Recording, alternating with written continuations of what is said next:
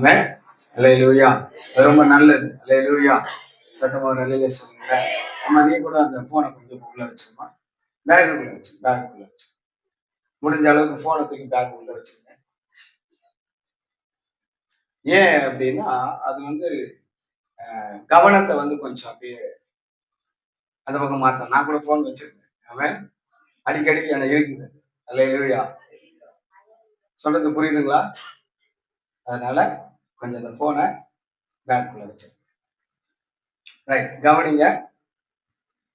கர்த்தர் நம்மளை ஒவ்வொருவரையும் ஆசீர்வதிக்கிறவர். ஆசீர்வாதமான வழியை வேதத்திலே நமக்கு சொல்லிக் கொடுத்திருக்கிறார். அந்த வழியை நம்ம சரியா கடைபிடிச்சோம் அப்படின்னா நமக்குன்னு ஆண்டவர் வச்சிருக்கிற ஆசீர்வாதத்தை நம்ம முழுமையாக பெற்று சந்தோஷமாய் வாழ முடியும். அல்லேலூயா. அல்லேலூயா சொல்லுங்களேன். ஒரு வேதத்தில் அழகான ஒரு வார்த்தை இருக்கிறது. அப்போஸ்தலர் எழுதின புஸ்தகம் 3ஆம் அதிகாரம் 26ஆம் வசனத்தை நாம் எடுத்தவர்கள் வாசிக்கிறோம்.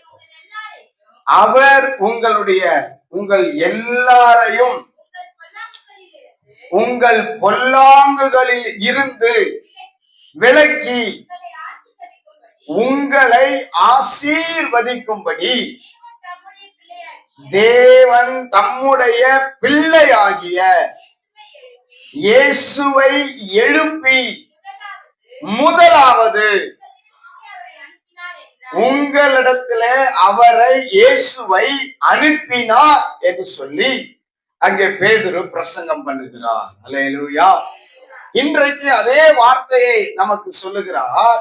இந்த உலகத்துல இயேசு கிறிஸ்துவை எதற்காக கடவுள் மனிதனாக இந்த பூமிக்கு அவரை பிறக்க செய்து வாழ செய்து ஊழியம் செய்து மனிதனுக்காக இரத்தமும் ஜீவனையும் கொடுக்க செய்து அவர் செயல்பட்டதுக்கு காரணம் என்ன அப்படின்னா, அங்கே முதல் பகுதி சொல்லுகிறது, மனிதனுடைய அக்கிரமம், அநியாயம், தீமை, அசுத்தம், பொல்லாத காரியம், ஆண்டவருக்கு பிடிக்காத காரியங்களை எல்லாவற்றிலும் இருந்து மனிதர்களாகிய இன்னும் விசேஷமாக ஆண்டவரை விசுவாசிக்கிற பிள்ளைகளை, ஆண்டவரை தேடி வருகிற பிள்ளைகளை முற்றிலுமாக அவர்களை காப்பாற்ற ரட்சிக்க ஆண்டவர் இயேசு கிறிஸ்துவை இந்த பூமியிலே தேவன் அனுப்பினார் என்று சொல்லுகிறார். அல்லேலூயா.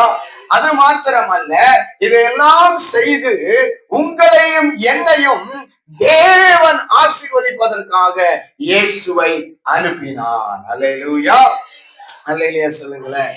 நாம் ஆசீர்வதிக்கப்பட வேண்டுமானால் இயேசுவை நம்முடைய வாயிலே அறிக்கையிட்டு, இயேசுவே நீர் வைத்திருக்கிற அந்த ஆசீர்வாதத்தை, தேவன் எனக்கு வைத்திருக்கிற ஆசீர்வாதத்தை, இயேசுவே அந்த ஆசீர்வாதத்தினாலே என்னை நிரப்பும் என்று சொல்லி நாம் உண்மையாக ஜெபிப்போமானால், ஒழுக்கமாக ஜெபிப்போமானால், முழங்கால் படியிட்டு ஜெபிப்போமானால், பரிசுத்தமாக நாம் ஜெபிப்போமானால், நீதி உண்மையிலே நாம் ஜெபிப்போமானால், அப்படிப்பட்ட ஆண்டவர் இயேசு மூலமாய் நமக்கு கொடுக்கப்படுகிறதான விடுதலையும் ஆசீர்வாதத்தையும் தேவன் நமக்கு தருவார். அல்லேலூயா.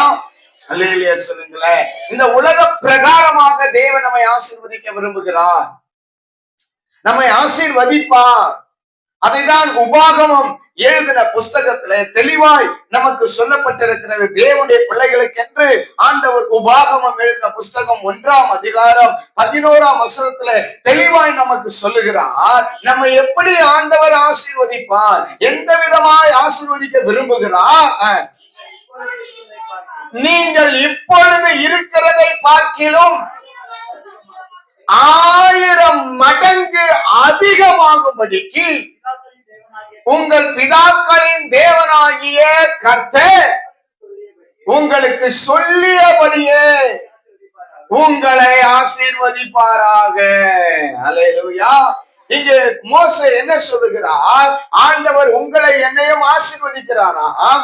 எப்படி ஆசீர்வதிக்கிறார்? 1000 மடங்கு ஆசீர்வதிக்கிறார். எப்படி ஆசீர்வதிக்கிறார்? அவர் சொன்னபடியே ஆசீர்வதிக்கிறார். அவருடைய வார்த்தையிலே சொல்லப்பட்டபடியே ஆசீர்வதிக்கிறார். அல்லேலூயா. ஒரு அல்லையே சொல்லுங்களேன்.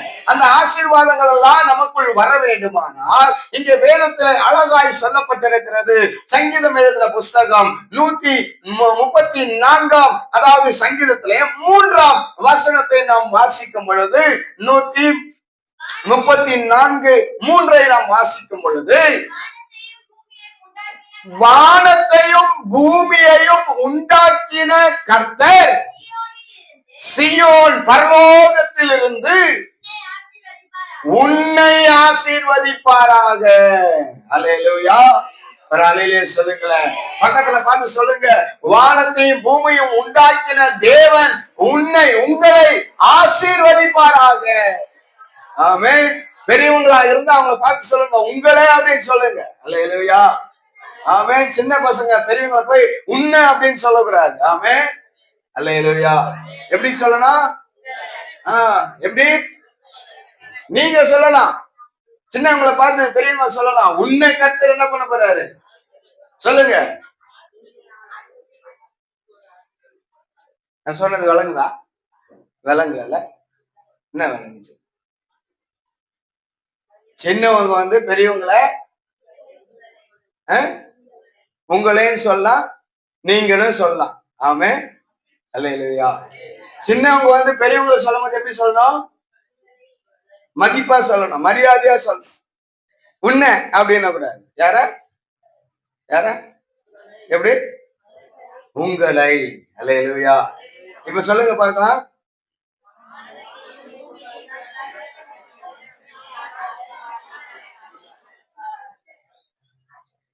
உங்களை ஆசீர்வதிப்பாராக. எப்படி ஆசீர்வதிக்கணும்? இப்ப நீங்க எப்படி இருக்கிறீங்களோ அதை காட்டிலும் 1000 மடங்கு கர்த்தர் உங்களை ஆசீர்வதிக்க போறார்.